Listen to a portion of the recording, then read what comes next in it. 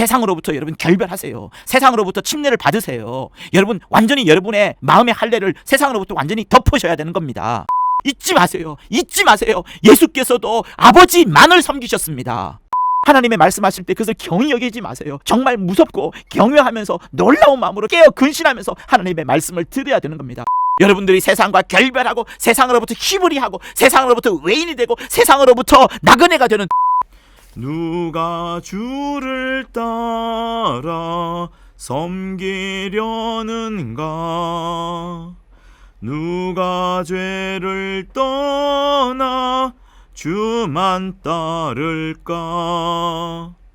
누가 주를 섬겨 남을 구할까? 누가 주의 뒤를 따라가려나? 부르심을 받아 주의 은혜로 주를 따라가네, 주만 따르네. 할렐루야. 에베소서 2장 우리 18절과 19절 두 절을 보시도록 하겠습니다. 에베소서 2장 18절 19절. 이는 저로 말미암아 우리 둘이 한 성령 안에서 아버지께 나아감을 얻게 하려 하심이라. 그러므로 이제부터 너희가 외인도 아니요 손도 아니요 오직 성도들과 동일한 시민이요 하나님의 권속이라. 아멘. 하나님은 유일무이하십니다.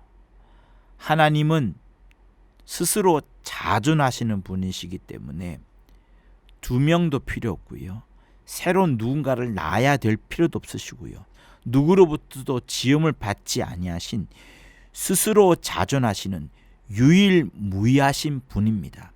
이것을 가장 압축적으로 말하기를 유일하다 혹은 유일신 신앙이라고 이렇게 말을 합니다. 자, 그런데 유일신 신앙이라는 말은 여러분 하나님 이외에 어떠한 존재도 신이 될 수 없다라는 것을 말하는 거예요. 신이라는 것은 가장 쉽게 말하자면 절하는 대상을 말하는 겁니다. 내가 그에게 절을 할 수 있느냐 없느냐에 따라서 절을 하게 되면 신이 되는 것이고 절을 하지 않으면 신이 안 되는 것을 말하는 겁니다.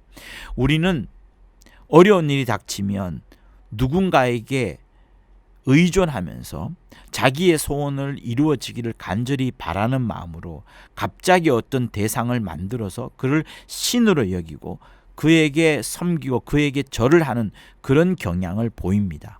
우리 인류가 그렇게 해왔었어요.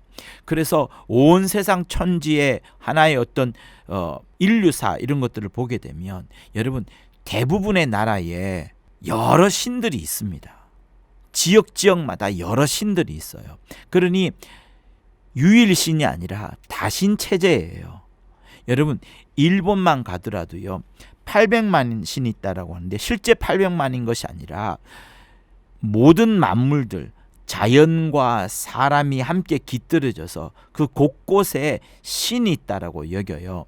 그래서 일본에만 있는 유일한 하나의 어떤 특징이라고 할 수 있는 신도라는 게 있는데 그 신도는 반드시 숲과 함께 연이어 있습니다. 왜 숲과 함께 연이어 있냐 그러면 모든 만물들 자연 가운데 신이 깃들어져 있기 때문에 그 숲속에 수많은 신들이 내재해 있고 그런 것들이 함께 이제 있으면서 하나의 공간을 마련해 놓기를 신의 경계로서 신사라는 것을 두는 거예요.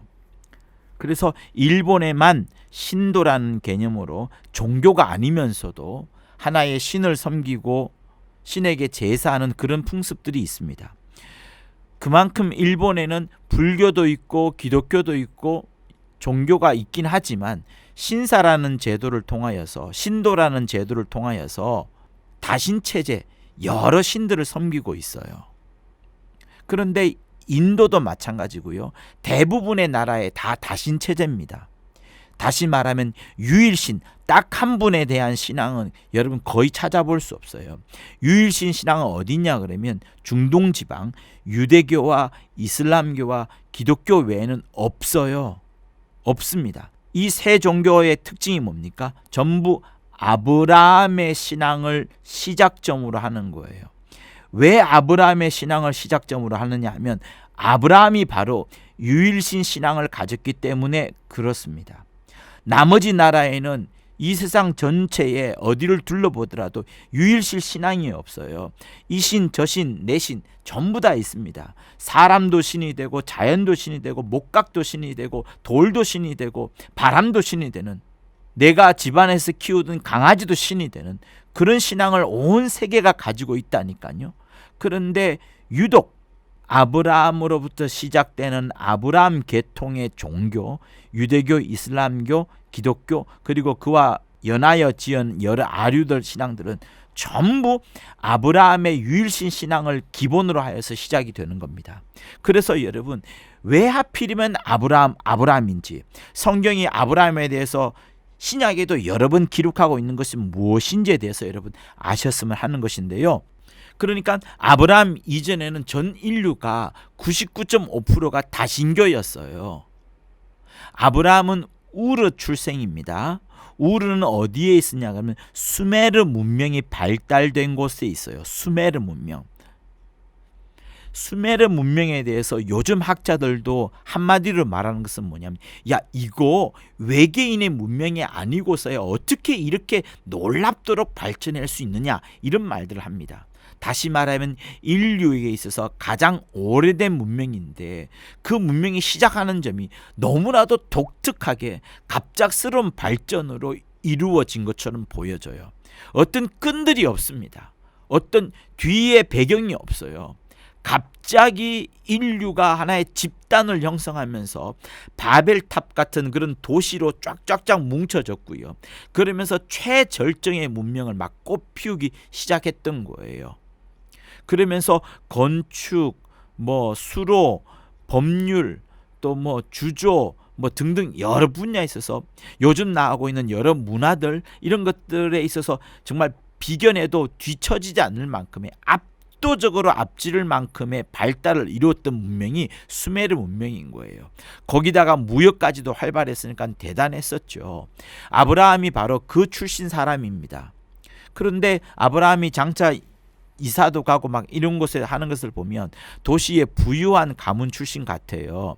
그런데 이런 수메르 문명 아래에서 물질이 부유한 이런 문명 아래에 가장 큰 단점이 뭐냐면, 아까도 말씀드렸던 것처럼 99.5%가 다신교 문화입니다. 다시 말하면 곳곳에서 여러 신들이 막 만연해 있는 거예요. 나무도 돌도 바람도 빗자루도 신발도 강아지도 개도 고양이도 호랑이도 전부 다 신이 되는 그런 시대에 살고 있는 겁니다. 그러니까 그런 우상 숭배가 만연해 있다 보니까 그런 것들을 하나의 목각으로 돌로 깎아 다듬어야 되니까 석공들이 등장하기 시작하는 거예요. 석공들이 굉장히 많이 넘쳐났습니다. 그 석공들을 영어로 뭐라 하면 메이슨이라고 말해요. 여러분, 프리메이슨이라는 말 들어봤죠? 자유할 때 프리와 메이슨, 석공이라는 뜻의 메이슨이 결합된 게 프리메이슨인데, 수메르 문명 아래에서 메이슨들이, 석공하는 자들이 굉장히 많았던 거예요. 왜? 그들이 나무를 깎고 돌을 치고 또 이렇게 하면서 신들을 만들어내는 역할들을 많이 했기 때문에 그렇습니다. 그만큼 아브라함이 자기 고향에서부터 우상이 팽배한 그런 지역에 살았던 거예요. 그런데 아브라함이 고민을 하기 시작하는 겁니다. 어떤 고민을 하느냐? 아니, 움직이지도 못하는 저 목각, 내가 어젯밤에 코를 자르기도 했고 다시 코를 붙이기도 했고 손가락이 나락이라기도 했고 발가락을 다시 붙이기도 했는데 어떻게 저런 목각을, 내가 어제 만들고 따듬고 했던 그 목각을 신이라고 하면서 막 섬기고 울고 불고 할 수가 있지? 말도 안 돼. 저게 무슨 신이야? 아니, 말도 못하는 저 돌상이 어떻게 신이 될 수 있단 말이야. 내가 탁탁탁 더듬고 물 뿌리면 물 뿌린 대로, 또 세게 깎으면 세게 깎은 대로 막 저렇게 하는 게 무슨 신이야? 아니야. 분명히 저런 신들과 다르게 사람들이 생각한 여러 신들 위에, 수많은 우상들 위에 유일하신 한 신, 모든 신들을 군림하시고 오히려 모든 신들을 창조해내시고 정말 저렇게 말 못하는 목각이나 돌상이 아니라 말도 할 수 있고 움직일 수도 있는 역사하는 그런 유일한 신이 있을 거야 라는 것이 아브라함의 고민이었어요. 그러다가 아브라함이 여호와 하나님을 만나게 되는 겁니다. 자, 그게 어디 나오냐면 사도행전 7장 스데반의 설교 가운데 나와요. 스데반이 이렇게 말합니다. 2절에서 여러분 부형들이여 들으소서. 우리 조상 아브라함이 하란에 있기 전 메소포타미아에 있을 때에 영광의 하나님이 그에게 보여 가라사대 내 고향과 친척을 떠나 내가 내게 보일 땅으로 가라 하시니 아브라함이 갈대아 사람의 땅을 떠나 하란에 거하다가 그 아비가 죽음에 하나님이 그를 거기서 시방 너희 거하는 이 땅으로 옮기셨느니라. 이렇게 하면서 히브리 하는 그 장면을 지금 설명하고 있어요. 여러분, 인류의 역사는 이야기를 합니다. 메소포타미아 그곳에 다신교가 가득했었어요. 물론 지금은 다신교가 아닙니다. 그것도 이유가 있어요. 왜 그런가 하면 여러분, 마호메트라는 사람이 예수 이후에 한 700년 혹은 600년대에 등장을 하게 되죠. 근데 마호메트가 제1번으로 내밀었던 하나의 그 근간에 되는 핵심이 있습니다. 그것은 무엇인가 하면 아브라함의 신앙을 그대로 이어가는 것, 아브라함의 신앙의 연속성을 가진다는 그 부분이에요. 아브라함이 어떤 신앙을 가졌는데요? 하나님은 한 분이라는 거, 신은 딱 한 존재밖에 없다는 거, 그 신이 조물주로서 창조자로서 모든 신린 위에 군림하시고 모든 천지 만물들의 주제가 되시는 자존하시는 그런 분이 계신다. 그런 분이라면은 그분이 말하는 그대로 반드시 순종해야 되고 죽으라면 죽기라도 해야 되고 그가 명령하시면 무조건 움직이지 않을 수 있는 그 신이 있을 것이다 라는 생각을 가졌던 거예요. 그때 하나님이 아브라함에게 나타나서 이 말을 하는 거예요. 너는 내 고향 본토 아비 집을 땅을 떠나라. 내가 너에게 지시할 땅, 지시한 땅 아닙니다. 앞으로 지시하게 될 땅, 미래 그 땅으로 너를 인도할 테니까 너는 일단 떠나라. 이렇게 말하는 겁니다. 그러면서 아브라함의 처음 사람들에게 보여진 가장 독특한 면이 무엇이겠어요? 그가 유일신이라는 것을 마음에 가졌을 뿐만 아니라 떠나는 겁니다. 본토 아비집을 떠나는 거예요. 메소포타미아를 떠나고 하란을 떠나고 자기 아비가 죽었을 때 그 땅을 떠나고 계속 떠나는 삶을, 세상으로부터 결별되는 삶을, 본토 아비로부터 결별되는 삶을 그 떠나서 어디로 가는 거예요? 하나님이 말씀하신 땅으로, 다시 말하면 하나님 곁으로 점점 가는 신앙을 보여주는 거예요.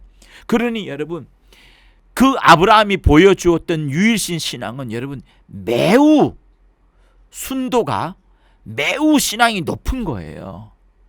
하나님 한 분밖에 없다는 그 신으로 계속 나아갔던 겁니다. 모든 우상을 깨버리는 거예요. 여러 목상과 여러 돌상의 말을 절대로 듣지 않습니다. 자연 가운데 풍만한 그런 애니미즘, 정령사상, 자연에 깃들은 여러 신들에 대한 거 다 격파해버리는 겁니다. 오직 살아 역사하시는, 말씀하시는, 천지 만물을 주지하시는 그 하나님이 계신데 그 하나님만을 믿을 거야 라고 하면서 움직여 갔던 사람이 바로 아브라함인 거예요. 그러니 여러분, 신약에 와서도 계속해서 아브라함 하고 이해하는 이유가 바로 거기에 있는 겁니다.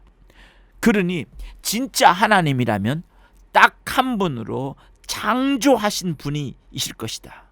그가 천지의 주지이시기 때문에 그가 시키면 우리는 뭐든지 해야 된다. 깎은 우상은 절대로 섬기지 말자. 사람도 섬기지 말자.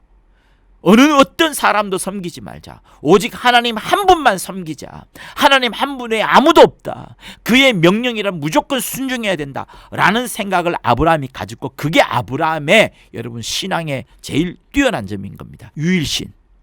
그러니까 아브라함은 흔들리지 않는 믿음, 하나님을 향한 유일신이라는 그분을 향하여서 흔들리지 않는 믿음을 가졌던 거예요. 그가 명령하시면 희생을 다했으라도 죽더라도 반드시 그 명령에 순종해야 됐다는 생각을 가졌던 자가 아브라함인 거예요. 그랬더니 여러분 어떻습니까? 하나님께서 너 히브리 해라 할 때 히브리 했었고, 경수가 끊긴 사라한테 너에게 아들이 있을 것이라 라고 말했을 때 사라가 웃긴 했지만 반드시 아들이 생겼고요. 그리고 독자를 갖다 바쳐라 할 때 아브라함이 독자를 갖다 바치는 말도 되지 않는 역사를 아브라함이 3가지나 이루지 않습니까? 히브리 하라 할 때 히브리 해버리고, 아들이 있으리라 할 때 경수가 끊어졌고 자기에게도 더 이상 생리적인 형상이 불가능한데 아들이 생겨버렸고, 그렇게 귀하게 주신 아들을 갖다 바치라 할 때 아브라함은 명령에 희생하는 것이야말로 진짜 유일신 신앙이 드러내는 것이니 독자를 갖다 바치는 일을 했던 겁니다. 그래서 여러분, 사도행전 7장 앞절에 히브리하라 옮겨라 히브리하라 옮겨라 할 때 막 갔던 겁니다. 그래서 제가 조금 전에 말했던 것처럼 너희 시방 거하는 이 땅으로 옮겨라 할 때 옮겨갔던 것이고, 그럼에도 불구하고 발 붙일 만큼도 유업으로 그 땅을 얻지 못했어요. 아브라함은. 그러면서 자식도 없었어요. 땅도 없었고 자식도 없었지만 약속을 했는데 그 약속을 아브라함이 믿었던 거예요. 얼마나 대단합니까? 땅도 못 얻었어요. 분명히 지시할 땅으로 인도하리라 라고 말씀했는데 아직까지 아브라함에게 약속할 땅을 발붙일 만큼도 유업으로 주지 않았다니까요. 자기에게 아직 자식도 없었다니까요. 그럼에도 불구하고 하나님의 약속을 믿었다는 것이 바로 사도행전 7장 5절에 나오는 아브라함의 위대한 믿음인 거예요. 그렇게 히브리를 했던 겁니다. 그리고 이삭에 대한 첫 언약을 하지 않습니까? 하나님께서 창세기 15장에 하거든요. 그 유명한 말, 하나님이 이를 의로 여겼다라는 말이 나오는 부분이 창세기 15장에 나옵니다. 아브라함이 그렇게 말을 하죠. 나의 상속자는 다메섹 엘리에셀이라는 뛰어난 종이라고 말을 합니다. 그때 하나님께서 아니라 너한테 후사가 있을 것인데 그 후사 때문에 하늘의 무별만큼 셀 수 없을 만큼 내 자손이 생길 것이라는 그 약속을 합니다. 그때 아브라함이 여호와를 믿으니 여호와께서 이를 그의 의로 여기시고 하면서 아브라함의 이 믿음을 표준을 삼는 거예요. 그러니 아브라함의 어떤 믿음을 표준으로 삼는, 하나님이 약속하신 것을 그대로 믿어버리는, 도저히 불가능할 수도 있는 그 이야기들을 그대로 믿어버리는 거, 하나님의 약속에 대한 믿음, 하나님의 약속한 것을 믿어버린 그것을 하나님이 의로 여겨버리는 겁니다. 그러니 보세요, 아브라함은 히브리하라 할 때 과감하게 히브리를 합니다. 세상으로부터 결별하여서 나그네가 되고 손님이 되고 이방인이 될 정도로 하나님과 딱 붙으려고 히브리 해버리는 거예요. 그게 아브라함의 믿음인 겁니다. 무엇 때문에? 하나님은 한 분이시다는 거, 하나님은 유일하시다는 거, 내가 하나님 한 분만을 섬기겠다는 그것 때문에 히브리 해버린 거예요. 그리고 내게 저무지 자식이 생길 것 같지 않은 그때에도 자식이 생길 것이라는 그 말씀을 했던 그것을 그대로 믿었더니 하나님께서 이를 의로 쳐버리는 이런 놀라운 일이 생기셨고, 마침내 독자를 주셨고 이후에 독자를 갖다 바치라 하지 않습니까? 그게 창세기 22장에 나옵니다.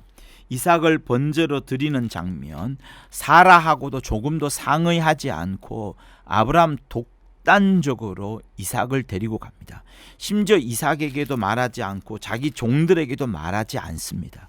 오직 하나님과만 상의한 다음에 그가 독자를 바치는 장면이 나온 거예요.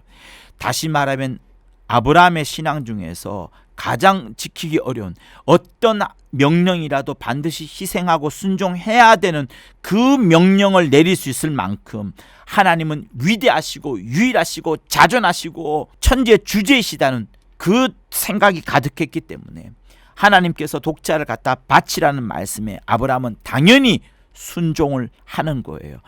그러니 여러분, 아브라함의 신앙은 굉장한 거예요. 눈에 보이지 않더라도 하나님께서 말씀하시면 그 명령에는 반드시 순종한다. 희생이 따르더라도, 자식의 죽음이 있다 하더라도, 그것이 하나님이 약속한 것이라 할지라도 일단은 순종한다는 그것을 보여준 거예요. 여러분, 그렇다면 지금 우리가 예수 믿고 있는 우리, 하나님께서 눈에 보이지 아니하시는데 아무도 하나님을 본 자가 없는데 아버지 품속에 계신 독생하신 하나님이 나타내실 정도로 우리 앞에 하나님의 실체에 대하여서, 하나님의 실상에 대하여서 보여주셨는데 왜 우리는 아브라함 같은 믿음을 여전히 갖지 못하느냐 하는 부분을 말씀하는 겁니다. 왜 여전히 세상과 겸하여 있으면서 세상으로부터 외인이 되어야 되고 세상으로부터 손님이 되어야 되고 세상으로부터 나그네야 되는데 여전히 공중 권세 잡은 자를 따라간다면 어떻게 하냐는 부분을 말씀하는 거죠. 여러분 주위에 여러분들을 세상으로 이끌어가고 있는 수많은 것들을 여러분 제거하십시오. 그런 것들이 여러분들에게 안식을 가져다 주지 못합니다. 끊임없는 불안과 경쟁과 시기와 질투만을 야기할 뿐인 거예요. 계속해서 여러분의 육체를 바라보게 만들고 남들과의 경쟁을 바라보게 하지, 하나님 앞에 내 믿음을 과시하고 하나님 앞에 내 믿음을 드러내본 그런 아름답고 멋지고 신령한 것들에 대해서는 작용을 하지 않기 때문에 그렇습니다. 여러분 주위에 어떤 것들이 하나님으로부터 여러분을 멀리하는지 살펴보세요. 충분히 여러분 지금 당장 여러분의 메모장에 적을 수 있을 거예요. 여러분, 우리의 신앙은 눈에 보이는 것을 쫓아가는 것이 아닙니다. 또 자기 신념을 쫓아가는 것도 우리의 신앙이 아닙니다. 우리의 신앙이라는 것은 오직 하나님의 계시로 인하여서 하나님의 말씀을 쫓아가는 그것에 있어요. 아브라함이 우리에게 보여주었던 것은 바로 그겁니다. 하나님이 명령하시면 그것에 희생이 따를지라도 반드시 순종하고 복종하겠다 하는 그것을 말하는 거예요. 하나님의 명령이 있으면 비록 그것이 얼토당토 안다 하더라도 절대 경수가 끊겨진 여자, 또 생리적 작용이 전혀 일어나지 않는 남자, 그들에게도 자식이 생길 수 있는 그 부분, 그만큼 순종하게 될 때 하나님의 놀라운 역사가 나타나는 그 부분을 말하는 거예요. 여러분, 그 맨 앞에 아브라함이 어떤 신앙을 보여주었습니까? 히브리했어요. 세상과 결별했어요. 본토 아비집을 떠났어요. 세상의 미디어로부터 자기를 끌어내고 하나님께 딱 달라붙는, 하나님께 부종하는 그 신앙을 보여주었던 겁니다. 그게 아브라함의 놀라운 신앙인 거예요. 그래서 예수께서 유대인들과 막 다투는 요한복음 8장 있죠. 그때 어떤 부분에 다툽니까? 예수께서는 분명히 진리가 너희를 자유케 하리라 돼서 이야기를 하는데 유대인들은 아브라함 이야기를 합니다. 그러면서 마치 자기들이 아브라함의 자손이기 때문에 아브라함의 위대한 신앙을 여전히 갖고 있는 것처럼 말을 하지만 예수께서는 그게 아니라고 했어요. 너희가 아브라함의 자손이라면 아브라함의 행사를 할 것이오늘이라고 말씀을 하면서 너희들이 진짜 아브라함의 자손이라면 히브리 할 수 있으면 히브리 해라. 세상으로부터 결별하여라. 그리고 경수가 끊긴 사라에게 아들이 있으려 할 때 아들이 생기는 것처럼 정말 그의 말을 그대로 믿어라. 하나님 아버지의 말을 믿어라. 근데 왜 믿지 않느냐? 독자를 바치라는 그 말도 되지 않는 그 명령에도 순종했던 것처럼 그런 아브라함의 신앙을 너희들도 보여달라라고 하는데 유대인들은 그걸 보여줄 수가 없는 겁니다. 여러분, 그러니 우리는 어떤 신앙을 진짜 보여드려야 될까요? 여러분, 아브라함이 예수를 안다 모른다 그런 걸로 여러분 따지지 마세요. 그리고 우리가 이미 성경을 통해서 알고 있다시피 여자가 낳은 자 중에 침례 요한이 가장 크다라고 했기 때문에 아브라함도 침례 요한보다 못하다고 우리는 확실히 알고 있습니다. 그러나 여러분, 아브라함이 보여준 신앙은 정말 대단한 거예요. 히브리, 우리 진짜 히브리 할 수 있습니까? 세상과 진짜 결별할 수 있습니까? 히브리를 할 정도로 나그네와 손님의 삶을, 이방인의 삶을 살 정도로 정말 세상과 그렇게 결별하면서 살 수 있냐는 거예요. 그렇게 살아야 됩니다. 오직 무엇 때문에? 오직 하나님 한 분만을 섬기려고. 내게는 하나님 한 분이 가장 중요하기 때문에 세상은 하나도 중요치 않아 라고 할 수 있을 정도가 되어야 되는 게 아브라함의 믿음이었으니까 여러분, 우리가 저 하늘에서 아브라함보다 더 뛰어난 자로서 여자가 낳은 자 중에 침례 요한이 가장 크다라고 했는데 그 여자가 낳은 자가 아니라 우리는 하늘에서 낳은 자라면 과연 어떤 신앙을 가져야 되냐 하는 부분을 말씀하는 겁니다. 세상으로부터 여러분 결별하세요. 세상으로부터 침례를 받으세요. 여러분, 완전히 여러분의 마음의 할례를 세상으로부터 완전히 덮으셔야 되는 겁니다. 또 무엇이 있습니까? 경수가 끊긴 사라한테 아들이 있을 것이다.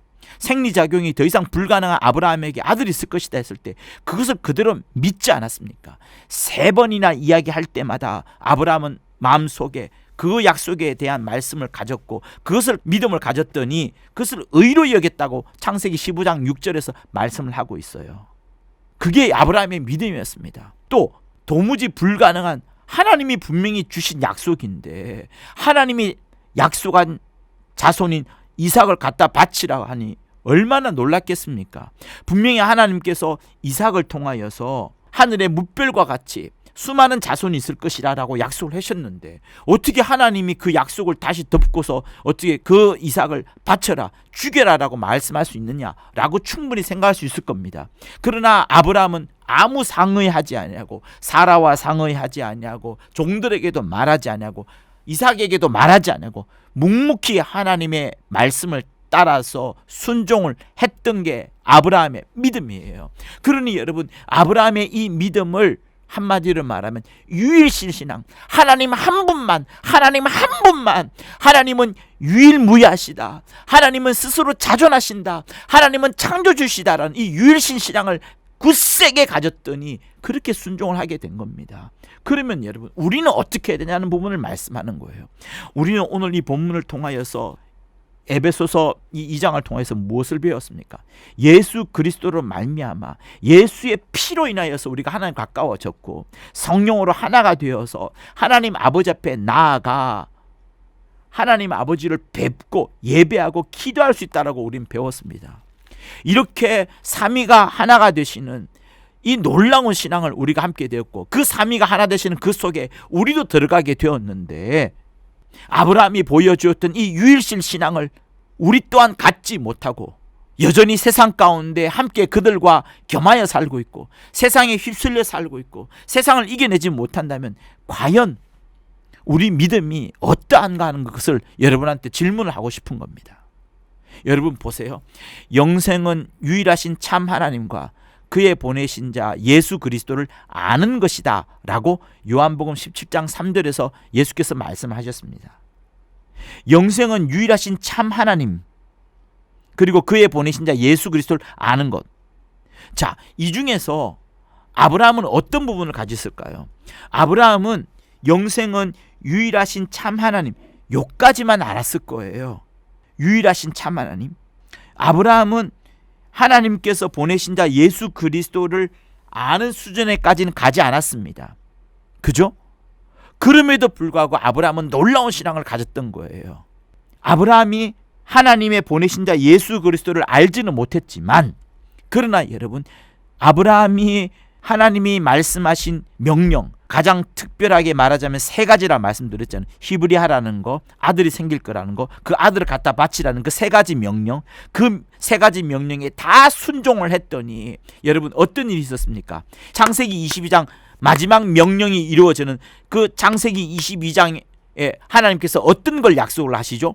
독자를 갖다 바치라 하신 그 모리아 산에서의 그 약속을 명령에 순종했더니 어떤 일이 생깁니까?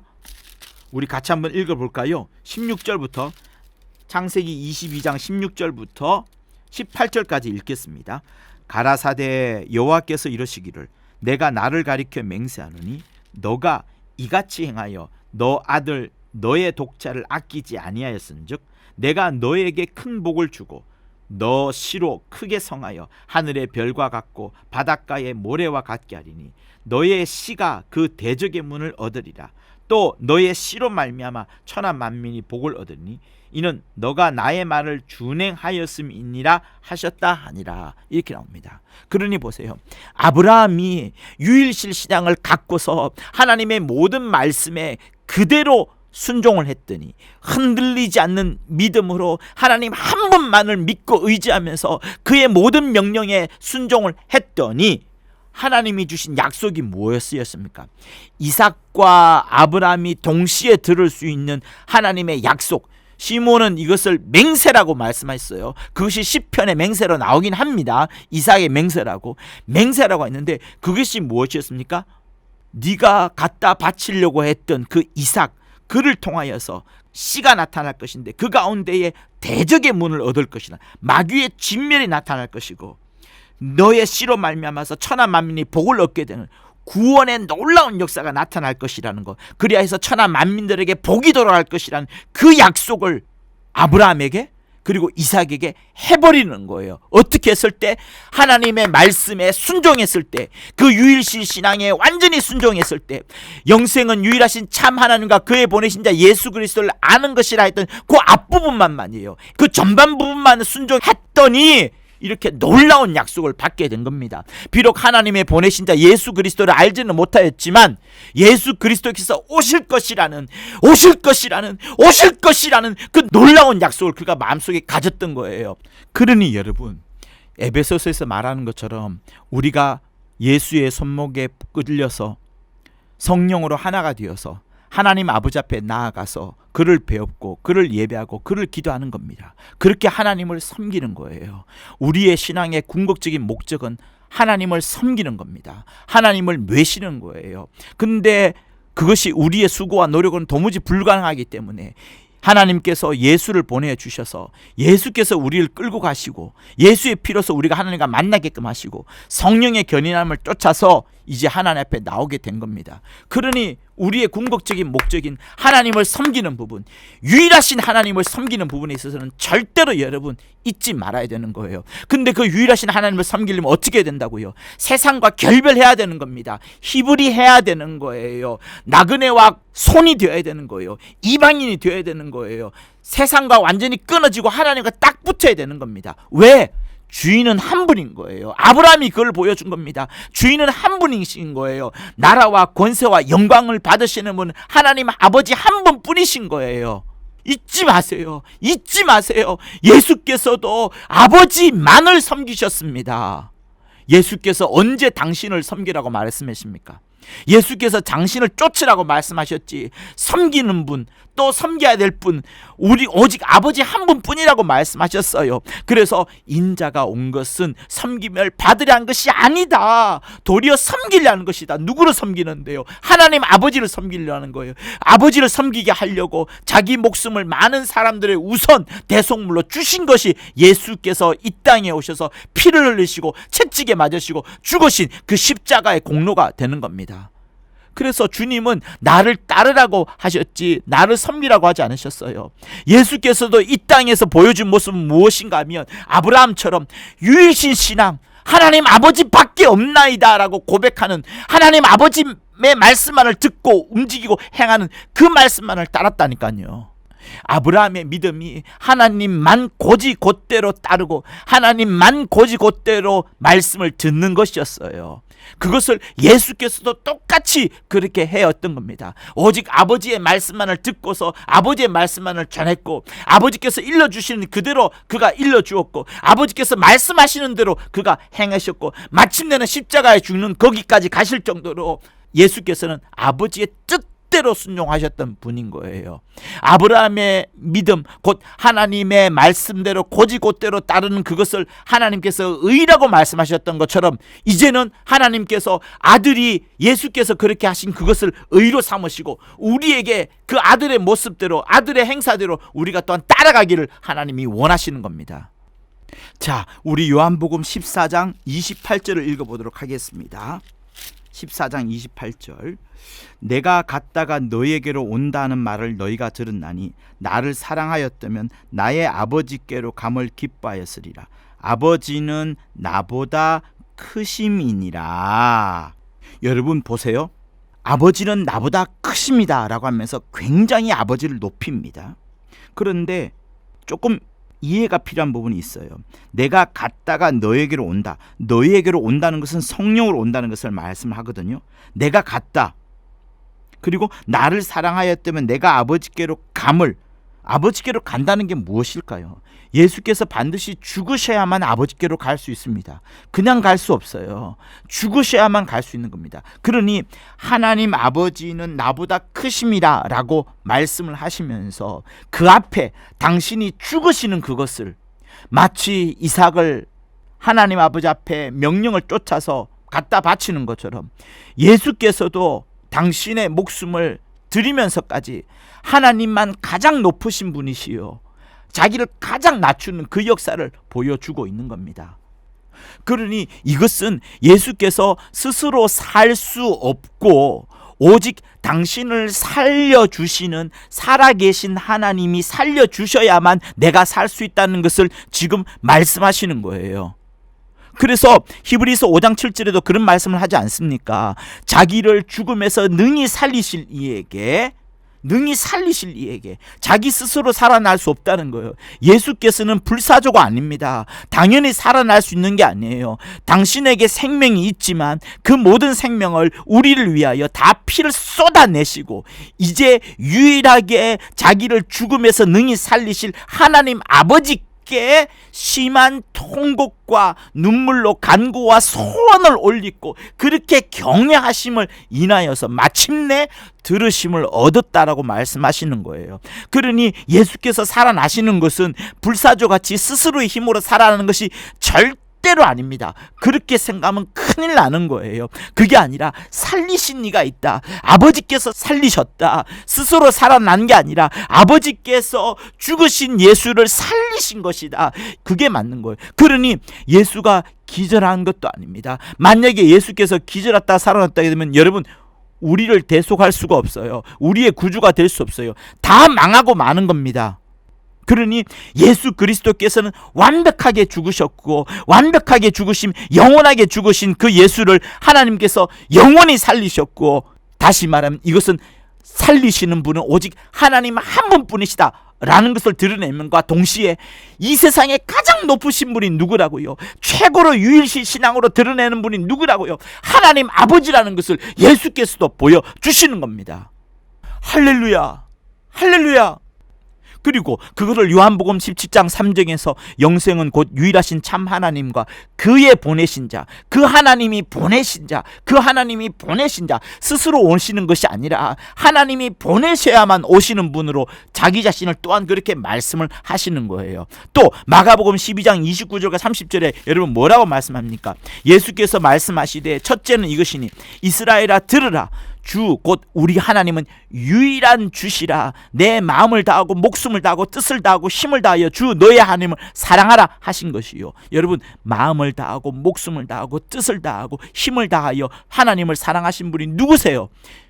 예수 그리스도신 겁니다. 예수 그리스도께서 유일하신 하나님, 그 유일하신 하나님을 전적으로 사랑을 보여주신 것이 바로 예수님의 이 땅에서 보여주신 공생애라니까요. 그러니 우리에게도 지금 그것을 하나님께서 말씀하시는 거예요. 우리가 진짜로 하나님을 섬긴다 할 때 어떻게 해야 되느냐? 마음을 다하고 목숨을 다하고 뜻을 다하고 힘을 다하여, 여러분 불가능하다 하더라도 그것이 맞다라고 여기고 그렇게 기도하고 성령의 의지를 해야 되는 겁니다.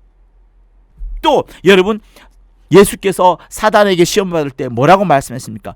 사단아 물러가라. 기록되었으되 주 너의 하나님께만 경배하고 다만 그를 섬기라 하였느니라 라고 말씀을 하셨던 겁니다. 여러분 우리의 신앙은 하나님을 섬기는 거예요. 하나님이 눈에 보이지 않는다 하여서 여러분 하나님을 등한히 했거나 만홀히 여기면 큰일 나는 겁니다. 하나님은 눈이 여러 개 있는 게 아닙니다. 하나님은 눈이 없으세요. 하나님은 영이세요. 온 천지 만물 가운데 하늘과 하늘 위에라도 또 충만하신 분이세요. 자기 안에 이 하늘을 두셨다니까요. 그 크신 하나님, 그 위대하신 하나님께서 우리의 모든 사정을 다 아시는 겁니다. 그러니 여러분 진실로 여러분들이 하나님을 섬긴다고 할 때 하나님은 여러분의 모든 것을 다 아시는 거예요. 물속이라도 저 하늘 공중이라도 어떤 어려움과 역경 속에서도 하나님은 우리가 하나님을 섬기려고 할 때 하나님은 우리의 모습을 넉넉히 다 아시는 겁니다. 그런 하나님을 여러분 마음껏 섬기시는 여러분이 되실 것을 예수 이름으로 부탁을 드립니다. 할렐루야. 그러니 여러분 우리가 아브라함에게서 그 아브라함이 하나님을 향한 그 유일신 신앙, 오직 하나님은 한 분뿐이시다, 그분만이 위대하시다, 창조주시다, 주제시다, 그분만이 명령하실 수 있으시다 라는 그런 신앙은 여러분 우리가 진짜로 제대로 배워야 되는 거예요. 그러면서 내 삶을 세상과로부터 결별하고 희부리하고 세상으로부터 외인이 되고 세상으로부터 손님이 되고 세상으로부터 나그네가 되고 세상으로부터 이방인이 될 정도로 자기 자신을 세상과 구별할 수 있는 존재가 되어야 되는 것이 참 신앙인 겁니다. 그거를 아브라함이 보여주었던 거예요. 그러니까 그런 위대한 아브라함의 신앙을 아브라함의 자식들이 배우는 거예요. 아브라함의 자식들이 누굽니까? 종의 아들로서 이스마엘이 있고, 하갈의 아들로서 이스마엘이 있고, 자유자인 사라의 아들로서 이삭이 있습니다. 둘 다 아브라함의 그 유일신 신앙, 하나님은 한 분이시다는 거, 우상을 철저히 타파하고 우상을 철저히 배격에 갔던 그런 놀라운 신앙을 그들 둘 다 갖고 있었어요. 이스마엘도 마찬가지인 겁니다. 그래서 그 이스마엘의 신앙이 뻗어나간 것이 무엇입니까? 이슬람이 되는 거예요. 물론 그 중간에 마호멧과 연결되는 부분에서 많은 기간이 걸리긴 하지만, 마호멧이 나중에 아브라함의 신앙을 이어받아야 된다 하면서 이스마엘의 후손들이 그 아브라함의 신앙, 유일신 신앙을 끊임없이 그들이 가졌던 거예요. 그들이 하도 유일신 신앙을 강력하게 가지다 보니까, 여러분, 그들이 섬기고 있는 사원에 가보면 벽이 하얀색입니다.